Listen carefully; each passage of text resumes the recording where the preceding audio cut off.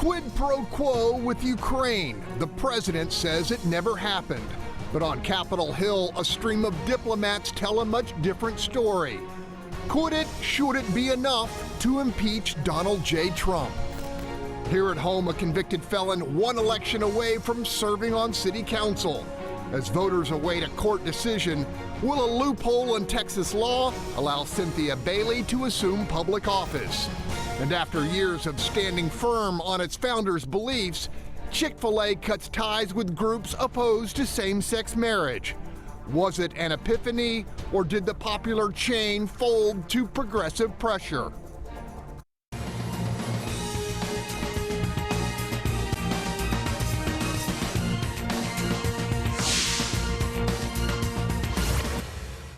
I'm Greg Groogan, and welcome to What's Your Point, where our panelists call it like they see it. Let's greet them.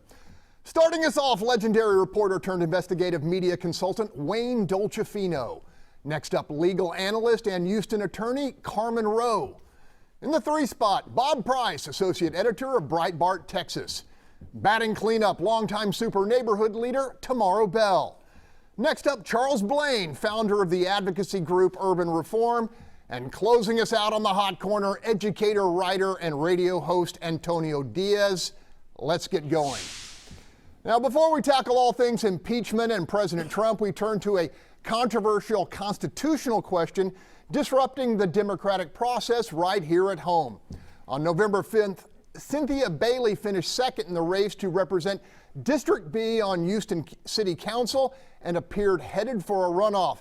That's when third-place finisher Renee Jefferson Smith lodged a legal challenge, citing Bailey's felony conviction for theft, a criminal record which, on the surface, should prohibit her from holding public office in Texas.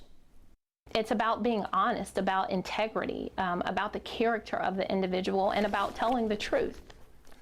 Bailey contends she's paid her debt to society and should be free to serve, and a local judge agreed.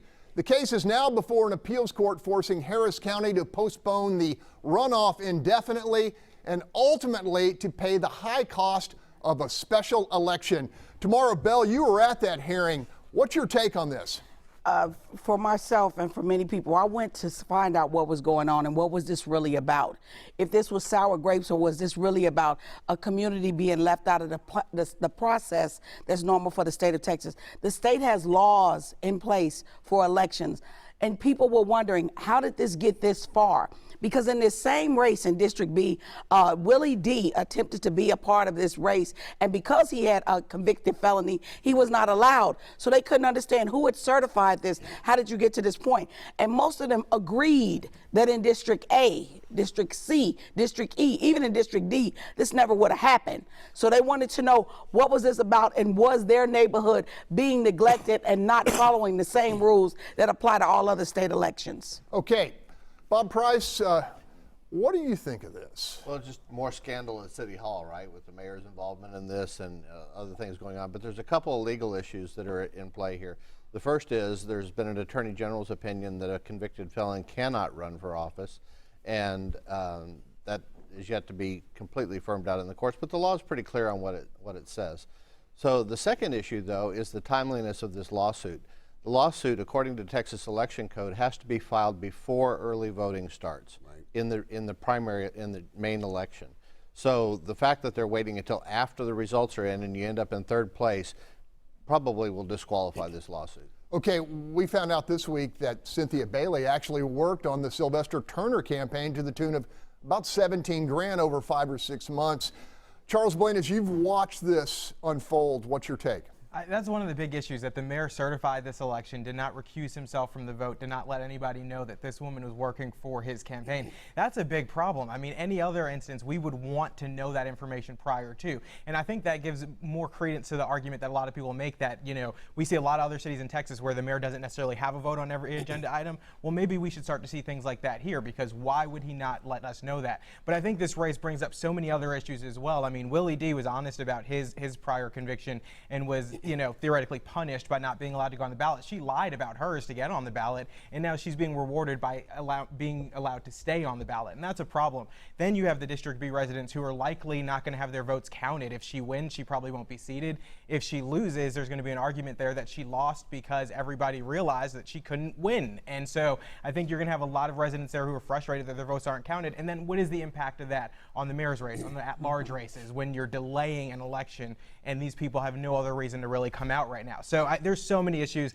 In addition to that is the cost of the additional election of having to hold this election separately. So this is a big problem, and I really wish the mayor would have been a little more upfront about his involvement with her so that people can make a more informed decision when it came to this race. Time to go to our resident legal eagle. What's your take, Carmen Roe? This whole thing is the craziest thing I've ever seen. And if Sylvester's involved, maybe that's why. Because let me say this about that. Ms. Bailey has a significant criminal history. She actually has 3 prior felony charges. And much like what we've talked about with Willie D., she swore under oath that she was not a convicted felon in order to be placed on this ballot, which is, by the way, a felony to do that. And so one way or the other, this is going to be fleshed out. I hope the DA's office watches this show and that they look into it, because it's pretty outrageous that you would swear out an application, commit a separate felony in addition to your 3 felonies, and then suggest that there's some debate, which the AG has made clear, that there is no such thing as, I believe I've served my my community through 10 years in prison, which is what she was actually given initially, and somehow that felony's gone and I should be able to be on the ballot. That's not real. We have actual felony convictions, and once you have one, which she does, for the theft of over $200,000, that's kind of it for you, and you're a convicted felon unless the governor pardons you, which has not occurred. So it's really straightforward, really simple, and I can't believe with that kind of criminal history, we're actually having a discussion about somebody who made it this far in the political process. Wayne Dolcefino, you've dealt with folks who... I investigated that woman, okay? Can I tell you something? She's one of the reasons why there is no North Forest Independent School District, because all those folks were robbing that place blind, okay? Number 2, I get the whole I repaid my debt to society thing. She stole money from little children. She stole money from taxpayers. If we have all these lawyers in the legislature, everything they write is vague. It's vague intentionally, okay? Because that's what those politician folks do. The reality is, if you want to go on to work somewhere else, God bless you, have a good time. You don't get to touch anyone's money. And the fact that so many people voted for her in the first place is actually the real crisis here, because no one knows what the heck they're doing when they go in the ballot box. They don't even know who these people are. They pick people because of what flavor they feel like, what party they think they're with, instead of just picking the best person. We are in so much trouble in this country because most people don't even care. Okay. Tony Diaz, I want to ask you this. Have we come to a place in our society where the old rule about felons being denied the opportunity to publicly serve applies? I mean, that the majority believes that once you've paid your debt, done your sentence, you should be able to serve in an elected office. Well, that's the more profound question that has come to a head, because I think this issue is just being, it's an example of the can being kicked down the lane for a long time, because these loopholes were there. It was going to happen during this election. You had so many people running for city council. There were, I think, at least 5 folks that were going to test this law if they got far enough. And notice it only got tested when it came this far. So this is a push for power. Again, there's a lot of lurid details in the mix, but ultimately that becomes the question. If you have paid society back, can you vote again? And if you can vote again, can you run for office again? I guess we're going to find out, because there's enough leeway where judges are ruling one way and the people think it should go another way, and it's costing us time and money. It's about time we decide for sure. Tomorrow, I got 20 seconds. Button this up. From what I've been told, they brought this up before the election, before the early voting, and it didn't go anywhere. They reached out to the city. They were trying to find out, about whether she was a convicted felon or not, had she been pardoned and all this. So they did inquire. It just didn't go anywhere. And then she made the runoff. So it wasn't like they waited till she made the runoff. They had inquired before the early voting. Got to leave it there. Up next, backed by a slew of diplomats, the impeachment process goes forward. We're going to talk about it after the break. Another week of testimony in the democratically led impeachment probe of President Donald J. Trump. Multiple diplomatic and national security witnesses told Congress military aid and a White House visit with Mr. Trump were contingent upon Ukraine's newly elected president initiating a domestic corruption investigation targeting Trump's political rival Joe Biden and his son Hunter. I later came to believe that the resumption of security aid would not occur until there was a public statement from Ukraine committing to the investigations. Ukrainian President Zelensky continued to deny any arms for investigation, quid pro quo. Here's the lingering question. While military aid eventually flowed without the requested probe of the Bidens, did President Trump's attempt to muscle what Ambassador Gordon Sondland called a deliverable from the Ukrainians amount to an abuse of power for personal political gain? Tony, I'm going to let you start on this. It's pretty clear that the U.S. House of Representatives will impeach Donald Trump before Christmas. So that's going to be his lump of coal from the voted body that will oversee him, because in the impeachment hearings, it was very clear that he abused his power and he tried to get dirt on his political foes and held military aid over a foreign country. You can't do that. I think here's what's going to get complicated is when it gets to the Senate, this is going to make life tougher for Texas Republicans, because Texas Senator Cornyn has to speak about the evidence, digest the evidence, and vote to either hold the president accountable or not. I think the ramifications are going to be profound in the upcoming election, because we're going to have a record to say, here's what you heard, here's what you said. How come you didn't put Texas first? So Trump has made life more difficult for Texas Republicans. I'm going to say Bob for the next block and go to Wayne. I'm sure John Cornyn is like struggling this morning in his sleep over this decision. He should be. First of all, I'm stunned that Democrats now view Ukraine as the most important strategic ally on the planet when they didn't even want to give them arms when they were in charge. That's number one. Number two, this is what you call one of those Hail Mary plays, right? Where you know you're not going to beat the guy because most of your candidates are freak shows. But so what you're going to do is try to impeach him to get him out of the way. You know, and third, I got to tell you something. I know you're going to be shocked that I say this, Tony. I actually blame Democrats for this stuff, okay? First of all, breaking news. Every politician digs up dirt on their opponents, okay? Oh my gosh. But can I tell you something? If this Russian nonsense hadn't happened, then we wouldn't have Trump paying them back now. Okay, we're going to come back to this. Much more to work through as this impeachment unfolds coming up. Is it hurting or helping the president's prospects in 2020? That question on the table when we come back. Welcome back as we continue our discussion of this week's impeachment testimony. Question: with zero chance of conviction in the Senate, is this play by Democrats justified or not hurting or actually helping the president's prospects for re-election? I'm going straight to Bob Price. I presume that the president wanted a quid pro quo. I heard from somebody that the president wanted a quid pro quo. Well, what did the president actually say? The president actually said, I don't want a quid pro quo. I don't want anything. I want Zelensky to do the right thing. That's all he said. Everything else is hearsay. Everything else is rumors, innuendos, that kind of thing. The Ukrainians didn't even know that this money was being withheld from them, so how could there be any pressure on them for that? It's a circus. It's the fact that it's not about overturning the last election. They know they're not going to remove this president from office. It's about undue influence on the next general election. Okay, Tomaro.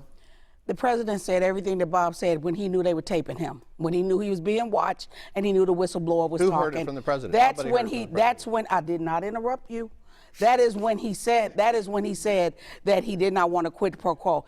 The speakers this week, Dr. Hill, and his boy, the ambassador, they were excellent. Okay, first off, the ambassador, he not running for anything. He don't need any money. He's straight up. Everybody knew. Pompeo knew. Everybody knew. We told everybody. I mean, his honesty and his forthcoming. I believe, in my opinion, that this impeachment process, it depends on who you ask, whether it helps or whether it hurts. But the information that has come out definitely gives a clearer view of what's going on in D.C. Charles Blain, you watched a lot of that testimony this week. Did it move the bar any? So I think it didn't. I think it moved it in the president's favor. There was a poll out this week from Emerson University that said 49% of independents polled do not feel that they should move forward with impeachment, whereas 34% feel that they should. And in October, the number was 48% that felt that they should and 39% that felt that they shouldn't. So clearly we're seeing this trickle upwards, that they feel the independents they're polling do not feel that that impeachment should move forward. I think the American public is sick and tired of sitting here and listening to this day in and day out of testimony that produces absolutely nothing. It's a lot of hearsay, like Bob said, a lot of frustration there. And again, I said on the show before that I don't think the call should have been made. I think it was improper, but I don't think it rises to the level of abuse of power or impeachment or anything like that. And I think the average public is starting to feel the same way. Carmen Roe, was the Democrats' case bolstered by what you heard last week?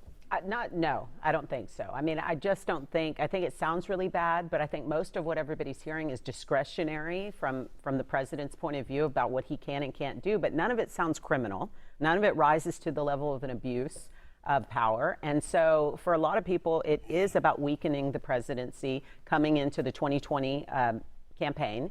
And, you know, it's political. We've talked before about this isn't due process. This is a political beast.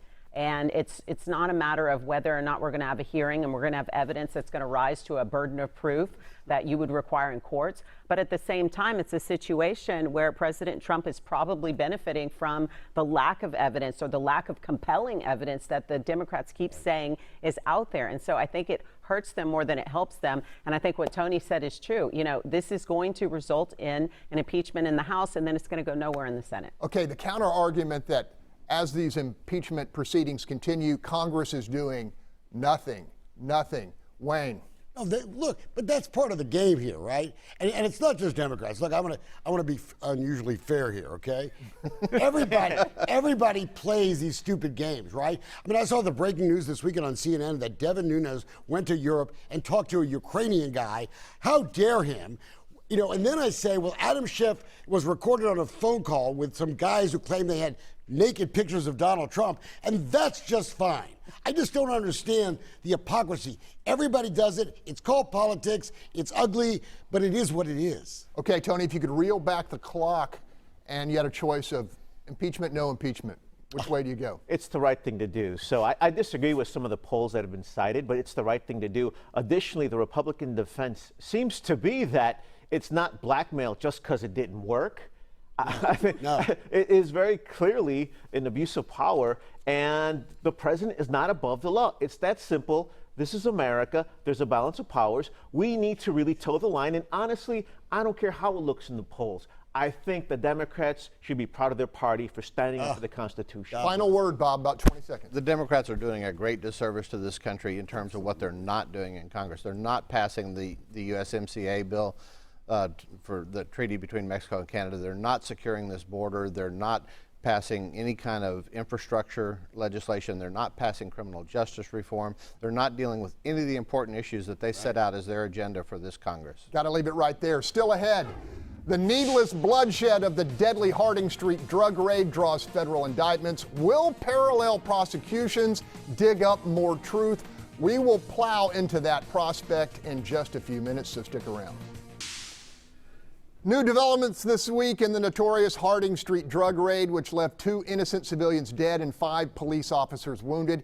Federal indictments were returned against former HPD officers Gerald Goins and Stephen Bryant, along with charges against one Patricia Garcia, a neighbor of the couple killed in the raid. Garcia is accused of making 911 calls in which she falsely accused her now deceased neighbors, Regina Nichols and Dennis Tuttle, of trafficking heroin.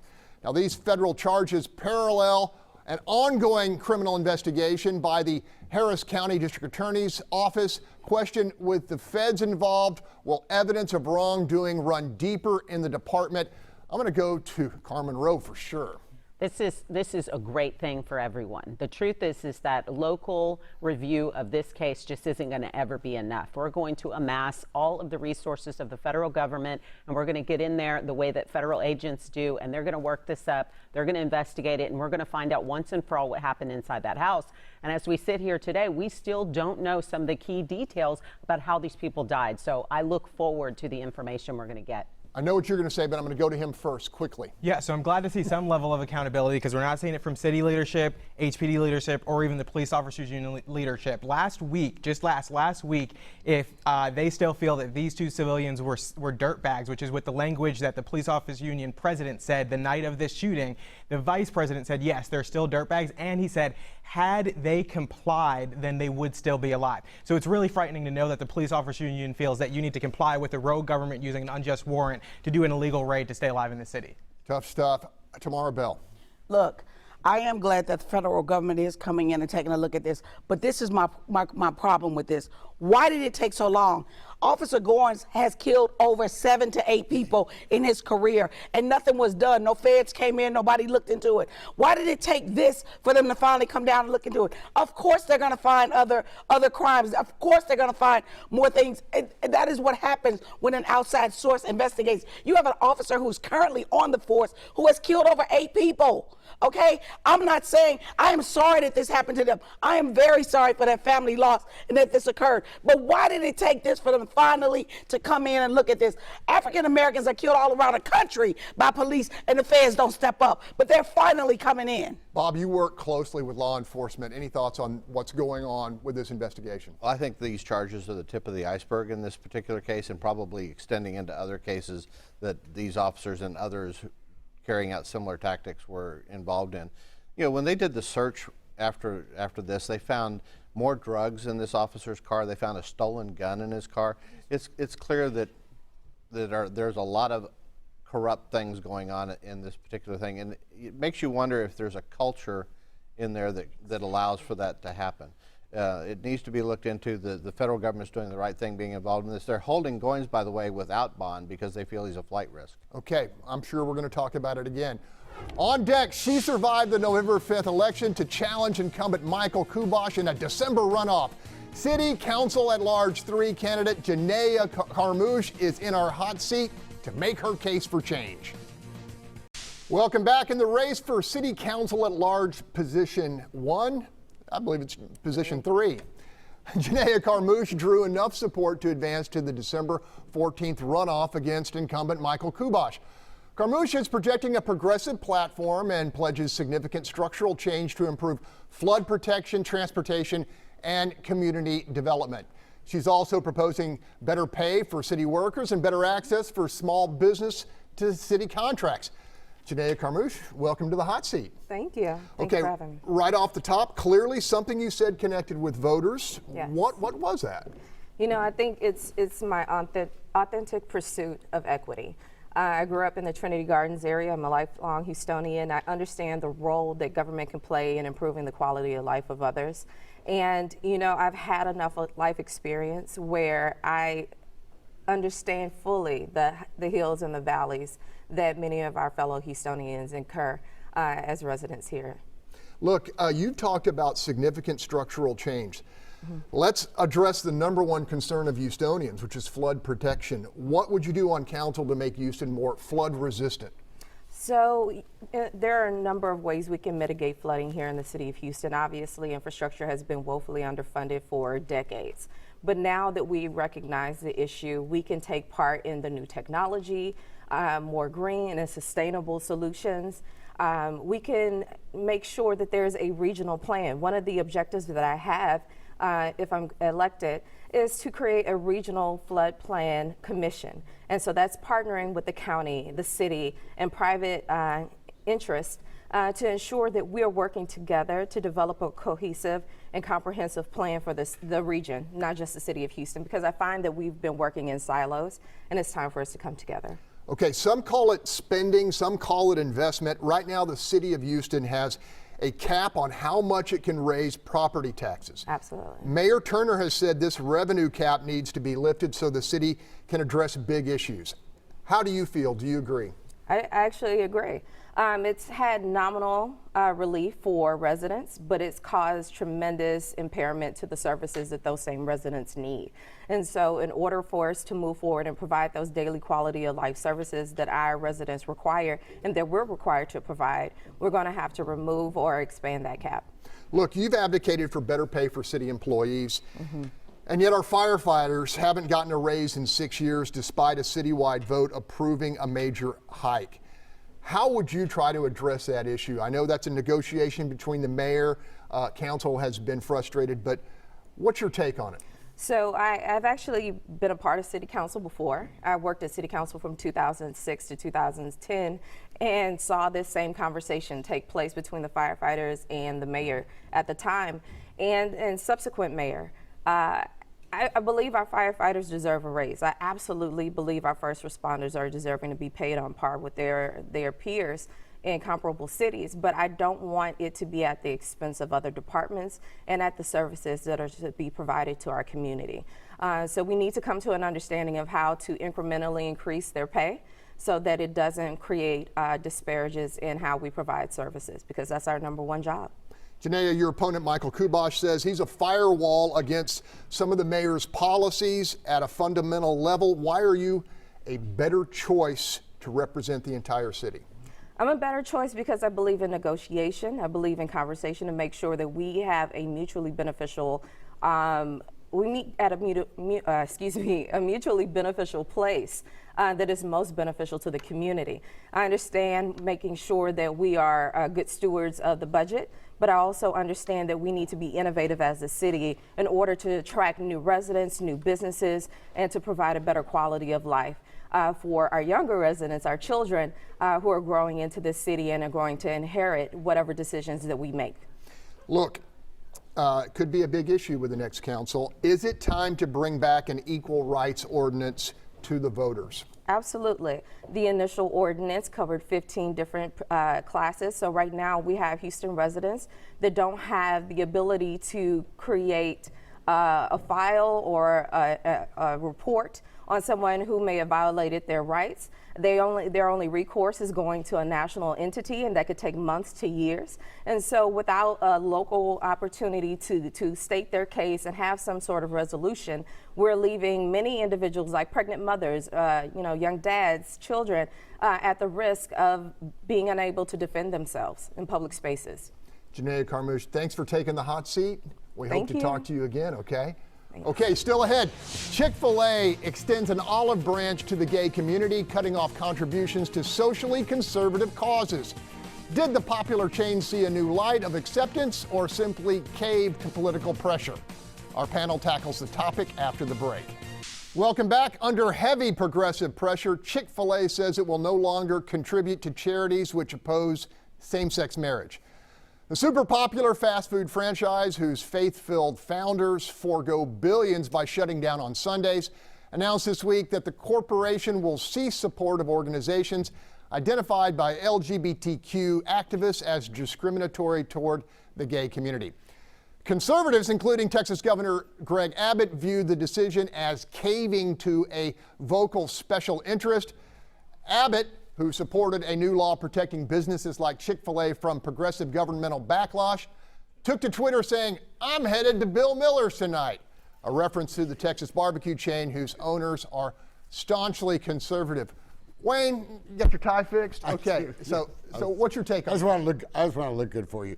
Okay, so my take is that I don't even know what to do anymore, because I'm just glad that we're now at a day when I can drive into Chick-fil-A and they don't ask me if I'm gay, black, green, disabled, LGBTQ, whatever. Look, can we stop this? It's a chicken place. Who cares what the chicken place gives their money to? And I think one of those horrible charities was like the Salvation Army. Oh my God, those people are horrific. Really? Tomaro Bell. I do not believe that they caved into the LGBTQ community. I believe they caved into the POPEYE community, because when Popeye's chicken sandwich blew up, they were like, hey, look, we missing some business here. We need to come to something. I don't think this is LGBTQ. I think this is POPEYE. All price. That's right. What is this world coming to? You got Whataburger selling out to a Chicago company. You got the Chick-fil-A caving into the LGBTQ community, the governor going to Bill Miller's. Early on in my political and business life, my parents told me, don't mix business and politics. It does nothing but make enemies. Tony brought props. Oh, man, you know what? It is exciting to get to taste the Liberty non-discriminatory sauce, because everyone should evaluate who they give money to. And if they discriminate, if they hate, don't give them any money. And the other thing, too, for me, it's exciting to taste it. Now, if the Republican governor implies he doesn't want to eat there, I tell you what, the day I take my food recommendations from a far right-winger is the same day I get Mexican food restaurant suggestions from Donald Trump.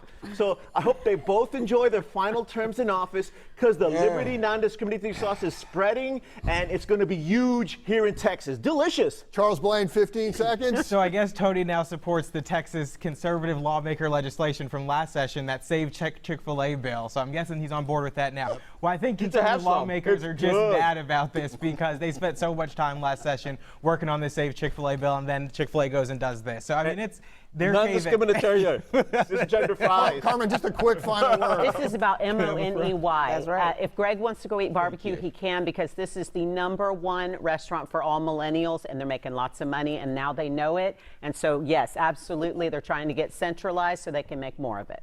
Cash is Yes. king. When we come back, he's independent. He's outspoken, and he's looking to continue serving Houston as an at-large member of City Council. Michael Kubosh returns to our hot seat to talk about what he brings to the table.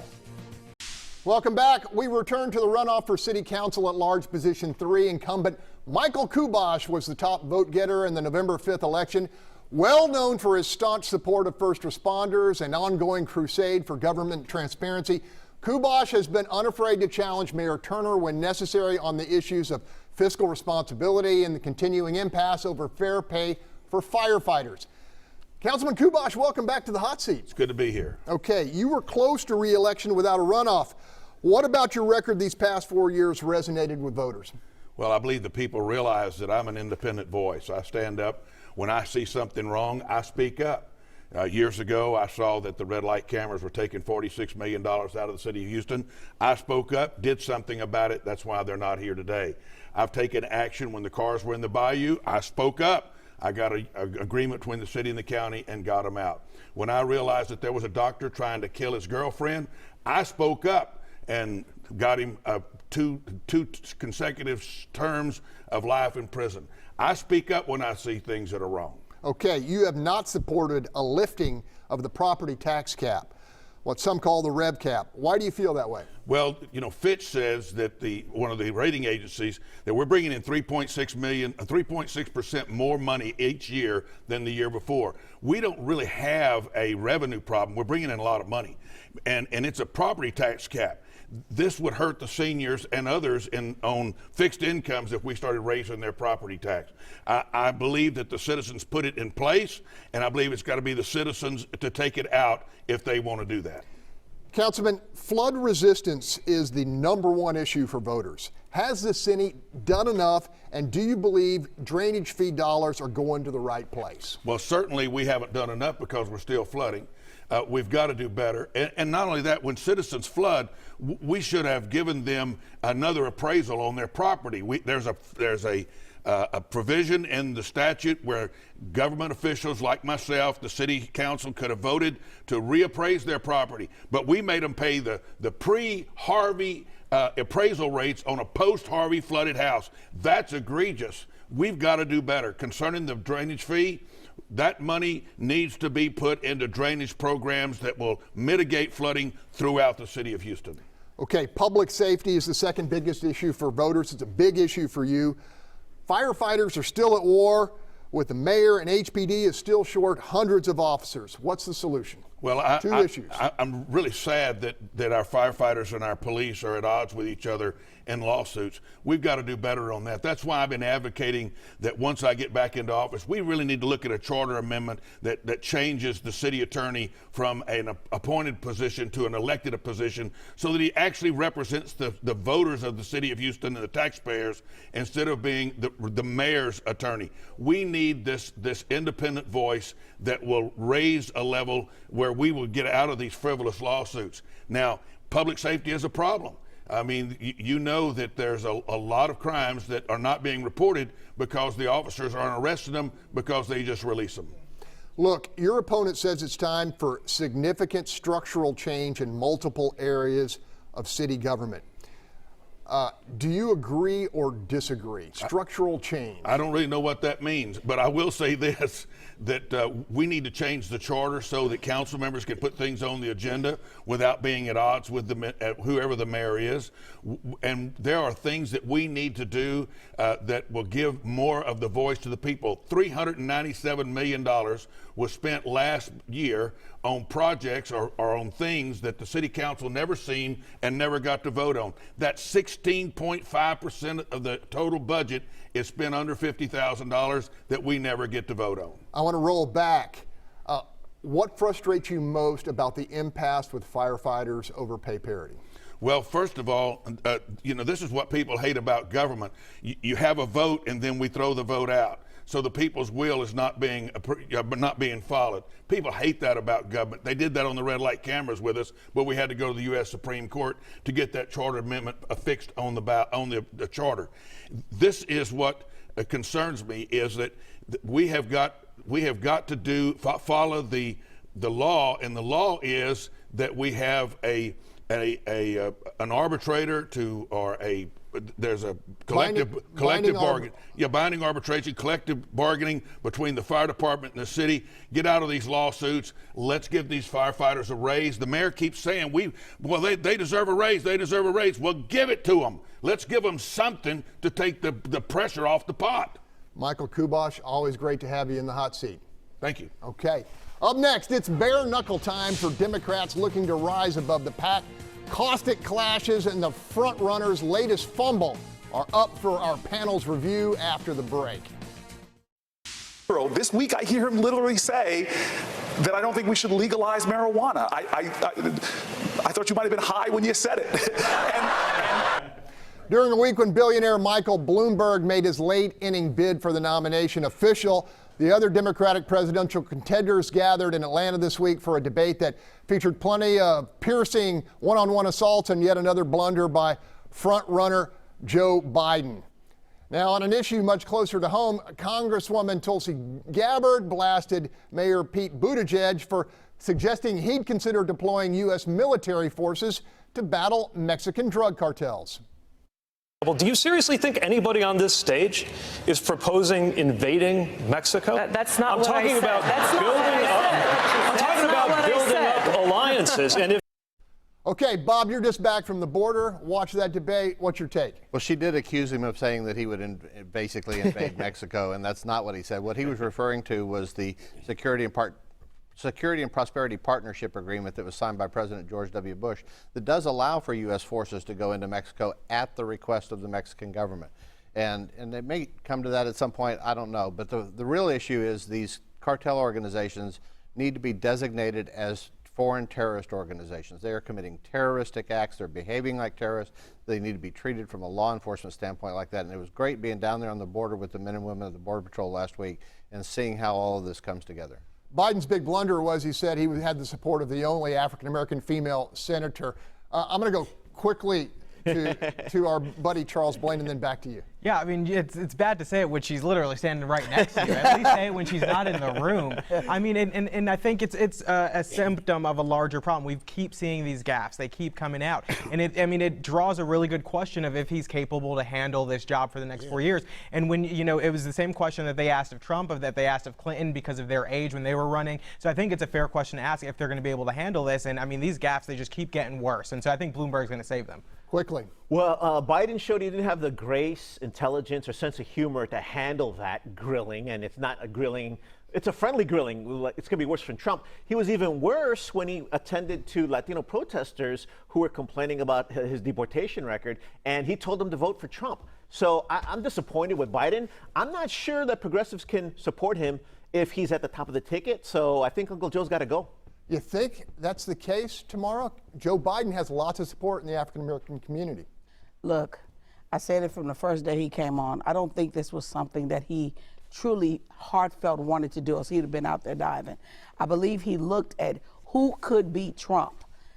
And let me be clear with all of y'all that's watching. That's what I'm looking for. Who do I believe can beat him? I don't care how cute you are. I don't care what you wear. I don't care. Who can beat him? And that is what we've got to find, a viable, successful Democratic presidential candidate. Got to leave it right there. Coming up, 2 years after Harvey and Harris County hasn't funneled federal relief to a single suffering homeowner. That devastating revelation is up for discussion when we come back.